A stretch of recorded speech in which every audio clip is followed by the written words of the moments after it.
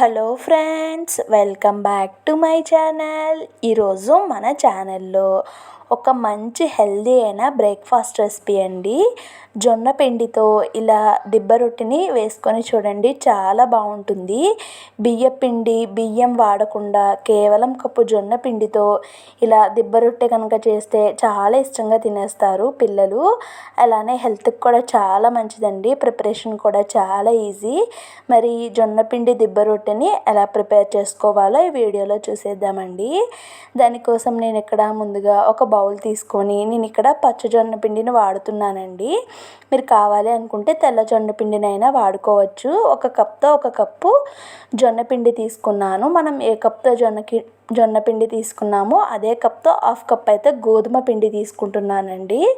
And అలానే ఒక 1 table spoon అలా శనగపిండి వేసుకున్నాను. ఇప్పుడు దీంట్లోకి హాఫ్ టేబుల్ స్పూన్ వరకు సాల్ట్ వేసుకొని మనం వేసుకున్న జొన్న పిండి, గోధుమ పిండి ఇంకా శనగపిండి కలిసేలాగా కలుపుకోవాలండి. చూడండి, ఈ విధంగా కలుపుకున్న తర్వాత ఒక గ్లాస్తో వాటర్ తీసుకొని చల్లనీళ్ళే వాడుతున్నానండి. కొంచెం వాటర్ వేసుకుంటూ పిండిని లూజ్ కన్సిస్టెన్సీ వచ్చేలాగా ప్రిపేర్ చేసుకోవాలండి. మొత్తం వాటర్ ఒకేసారి వేసేసుకుంటే మనకి బాగా కలవదండి, ఉండలుగా ఉండిపోతుంది. కొంచెం వేసుకుంటూ చూడండి బ్యాటర్ని ఈ విధంగా ప్రిపేర్ చేసుకోవాలి.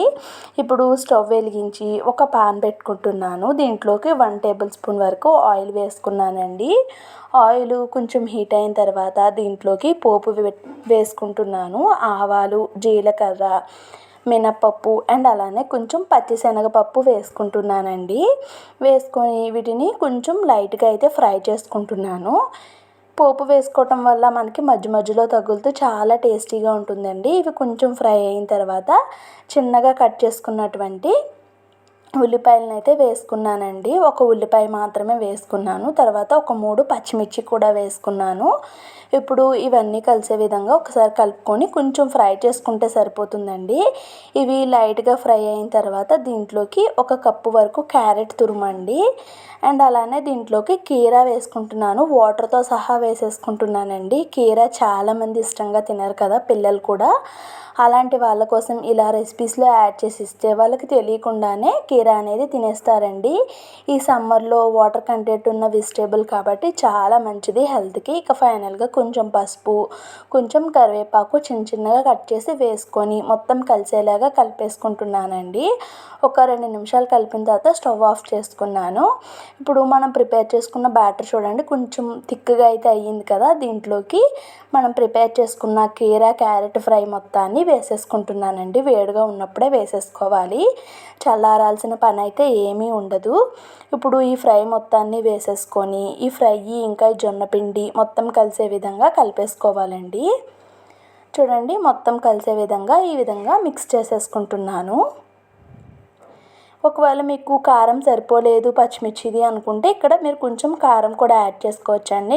నాకైతే 3 పచ్చిమిర్చి సరిపోతాయని నేను ఇక్కడ కారం యాడ్ చేసుకోలేదు. ఒకసారి టేస్ట్ చూసుకోండి, ఉప్పు సరిపోలేదు అనుకుంటే ఉప్పును కూడా యాడ్ చేసుకోండి. ఇప్పుడు ఇలా లోతుగా ఉన్న గరిటె పెట్టుకొని బాగా కలుపుకుంటూ మనం రొట్టె వేసుకున్న ప్రతిసారి చూడండి అడుగు నుంచి కలుపుకొనే వేసుకోవాలి. ఇప్పుడు స్టవ్ వెలిగించి మనం రొట్టె వేసుకోవటానికి ఇలా ఈ విధంగా ఉన్న ఒక ప్యాన్ పెట్టుకోవాలండి. ప్యాన్ పెట్టుకొని దీంట్లోకి హాఫ్ టేబుల్ స్పూన్ వరకు ఆయిల్ వేసుకున్నాను. ఆయిల్ ప్యాన్ మొత్తం స్ప్రెడ్ అయ్యే విధంగా స్ప్రెడ్ చేసుకున్నానండి. స్ప్రెడ్ చేసుకున్న తర్వాత మనం ప్రిపేర్ చేసుకున్న జొన్నపిండి మిశ్రమం ఉంది కదండి, దాన్ని ఒకసారి కింద నుంచి పై వరకు కలుపుకొని ఇలా దిబ్బ రొట్టె అయితే వేసుకుంటున్నానండి. నేనైతే ఇక్కడ 3 గరిటెల వరకు పిండి వేసుకున్నాను. మీరు పల్చగా దోశల్లా కావాలనుకుంటే మరీ అంత పల్చగా రావు, కానీ కొంచెం పల్చగా అయితే వస్తాయండి, అలా కూడా వేసుకోవచ్చు. నేనైతే ఇలా దిబ్బ రొట్టెలా అయితే వేసుకున్నానండి. దీనిపైన మూత పెట్టి సిమ్లో ఒక 5 నిమిషాల పాటు ఉడికించుకోవాలి. 5 నిమిషాల తర్వాత నేను తీసి చూపిస్తున్నాను చూడండి, పైన అంతా కూడా ఉడికిపోయినట్టుగా తెలుస్తుందండి మనకి. చూడండి, ఈజీగా టర్న్ అయిపోతుంది.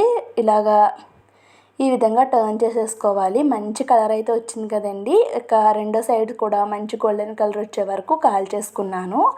ఇక దీన్ని అయితే సర్వింగ్ ప్లేట్లోకి తీసేసుకుంటున్నానండి. చూడండి చాలా ఈజీగా ప్రిపేర్ చేసేసుకోవచ్చు. ఇక్కడ ఇదే ప్రాసెస్లో నేను మిగతా దిబ్బ రొట్టెని కూడా వేసేసుకున్నానండి. మొత్తం అంతా ఒకేసారి వేసుకోవచ్చు, లేదనుకుంటే ఇలా 2 విధాలుగా అయినా వేసుకోవచ్చండి. నేను తీసుకున్న పిండికి నేను 2 దిబ్బ రొట్టెలను అయితే వేసుకున్నానండి. జొన్న పిండితో దిబ్బ రొట్టె అనమాట. ఇక్కడ ఈ దిబ్బ రొట్టెలో మనం బియ్యం కానీ బియ్యం పిండి కానీ ఏమీ వాడలేదండి. డైట్ చేసే వాళ్ళకి, బరువు తగ్గాలి అనుకునే వాళ్ళకి ఇది ఒక బెస్ట్ రెసిపీ అని చెప్పచ్చండి. ఇది బ్రేక్ఫాస్ట్ డిన్నర్గా అయినా కూడా తినేయచ్చు. మరి ఈ జొన్న పిండి దిబ్బ రొట్టె మీకు ఎలా అనిపించిందో ఖచ్చితంగా కామెంట్స్లో షేర్ చేసుకోండి. వీడియో నచ్చితే లైక్, సబ్స్క్రైబ్.